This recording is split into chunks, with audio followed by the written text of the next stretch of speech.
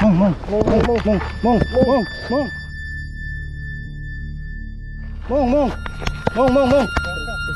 straight ka.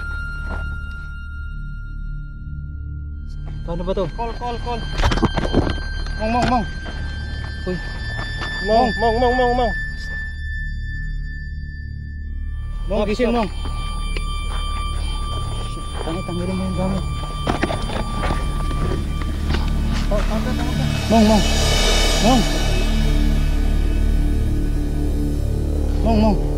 Mong, huwag ka pipikit, puta yan. Bali yan, putang ina. Huwag mo na, bali yung kamay. Bali yung kamay, putang ina.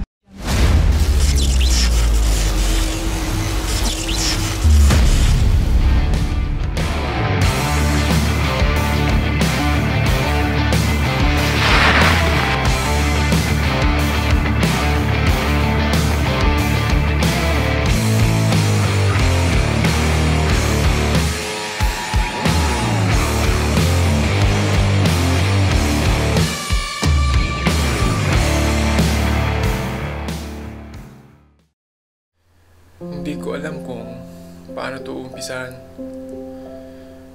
pero gusto ko lang maibahagi sa inyo ang mga aral na natutunan ko dahil sa aksidente na nangyari sa akin.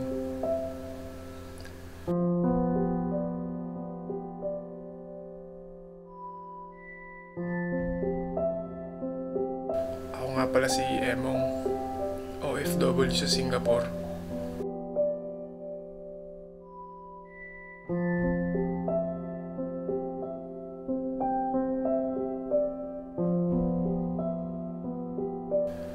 Paborito kong gawin dito pag walang trabaho, mag-ehersisyo, mag-bike. Napakahirap isipin na dahil sa isang pagkakamali mo, baka hindi ka na makapagtrabaho ulit at hindi mo na magawa ang mga dating kinahihiligan mong gawin na nagpapasaya sa'yo. September 22, 2020, nagkayayaan kami ng mga kaibigan ko, mga kagrupo ko sa bike na mag-trail. Habang nagtitrail kami, sa di inaasahan, na-aksidente ako sa Gangsa bike park na naging dahilan para mabali ang buto ko sa braso at tumampas ang mukha ko sa lupa at nawalan ako ng malay.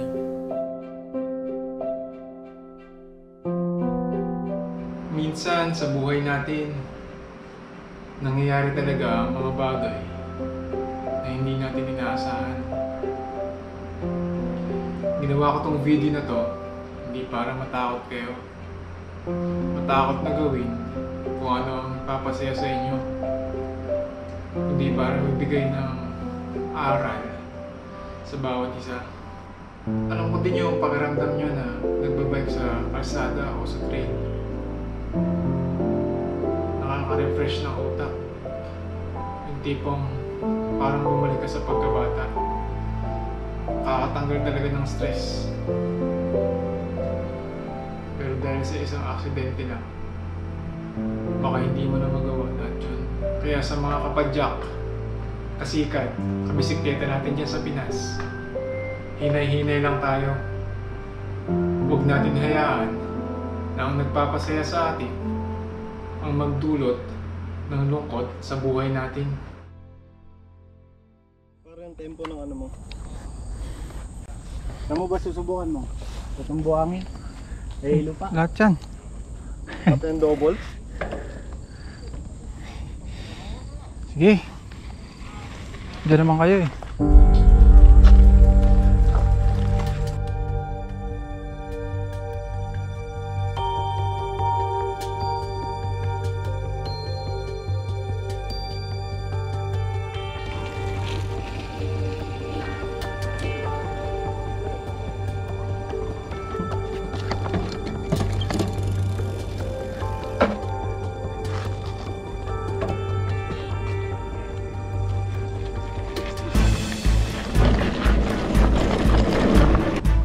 Uy! Uy!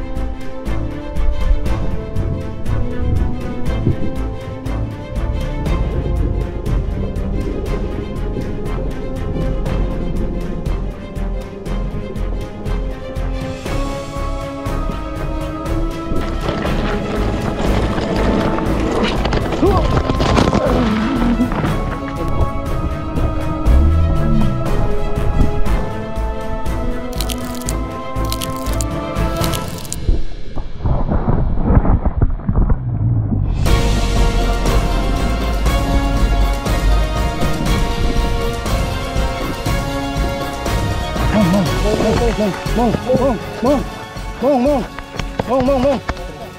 straight ka. Paano ba to? Mong. Mong, gisin mong. Ano ka meron mong gamit?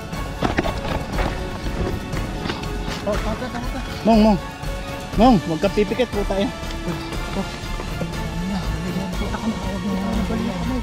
Bali yung kamay, puta.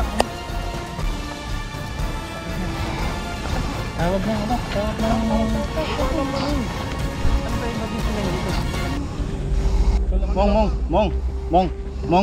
Mong. How to call the... Mong, laban lang ha. Mong, relax ka lang. Got 995, then after I send the SCDL. Oh shit, man. Mong. Don't move. Mong, huwag kang gumalaw, Mong. Mong, relax ka lang. Mong, relax. Mong. Bike park. Gangsa. Mong, okay ka lang? Mong, sagot ka, Mong. Gangsa bike park. Mong, sagot ka, Mong. Mong, sagot ka. Gangsa bike park. Nabagot ko. Gangsa. Hindi, sa... Gangsa ram. Mong, huwag kang gagalaw, Mong. Huwag kang gagalaw. Bike park. Gangsa. Mong, huwag kang gagalaw, Mong. Mong, huwag kang gagalaw. Chestnut bike park. Mong, huwag kang gagalaw. Yung ano, yung paa. Mong, Gangsa pare. Chestnut dun. Mong. Hello? Yeah, hi. We are at Chestnut Bike Park. Mong, huwag kang gagalaw, Mong. Relax ka lang. Mong, Relax ka lang, Paps. Yung kamay, huwag mo igalaw sa atin. Uy. Mong, relax. Relax. Patawag na ako ng ambulansya. Ako lang. Huwag ka gumalaw. Higa ka lang. Higa ka lang, Paps. Higa ka lang, Paps. Higa ka lang. This guy, he was riding the bike and then he endured. So his right arm, I think, is broken, and his face, no, it's just another rider. His face is How old is he? 20, How old? 20, 30. mountain bike, and then his face is also, I can see, is that bone? No. Just the His face But I think the arm. wound. Yeah. There were any blood bleeding? Sorry? Yes, he's Yeah. He's bleeding. Relax ka lang, Paps. Diyan ka lang, higa ka lang. Hintayin natin ng ambulance.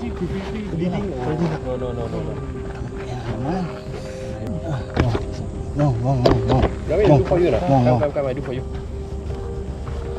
Paps, relax lang. Relax ka lang, Paps. Huwag ka masyadong malikot. Bali yan eh. Hindi ba yata ang galawin? Because this one is broken one. Not bleeding heavily, right? Bike park. Sabi ko na hindi maganda yung pakiramdam ko kanina. Yeah, I opened the Google Map.